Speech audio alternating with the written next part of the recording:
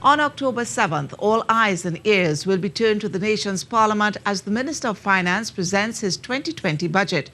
But how well do we understand what goes into the preparation of a budget and some of its key components? Tonight, we begin a two-part series, Budget Talks, in which TTT's Cherrylene Lewis sits down with one former finance minister to get detailed insight into the background and importance of the budget.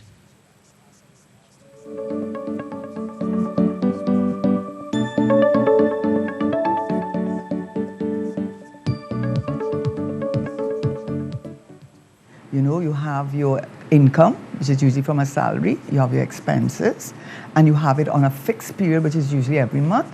And it's the same thing for the government. The government now, we call it revenues because it is income that has been obtained from taxes and so on. Former Minister of Finance Karen Nunes Teixeira comparing the national budget to her own personal budget.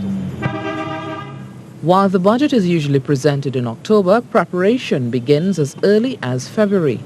It's during this stage, she says, allocations are estimated. It starts really from February with the call circular. It continues with the consultation. And meantime, these documents are being prepared as we speak.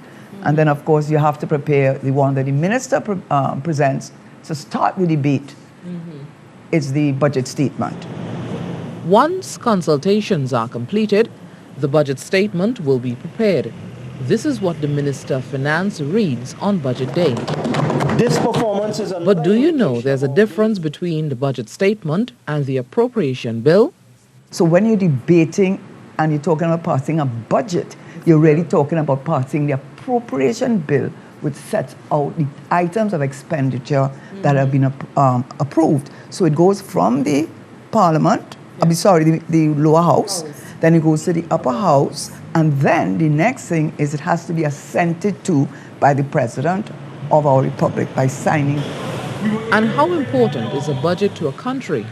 Well, if a budget isn't read by its deadline, the government can collapse. Just as how you need your income to run your household, to pay your bills, a government needs the revenue to meet its bills. So that after October the 15th, if you haven't done it, you've got to call a general election. So after the appropriation bill is assented, Ms. Nunes Teixeira says funds can then be dispersed. And when it becomes an act, then you can start withdrawing money from what we call the consolidated fund. Just as how when you get paid, your salary goes into your account, your main account, and you might transfer money to a checking account, other accounts.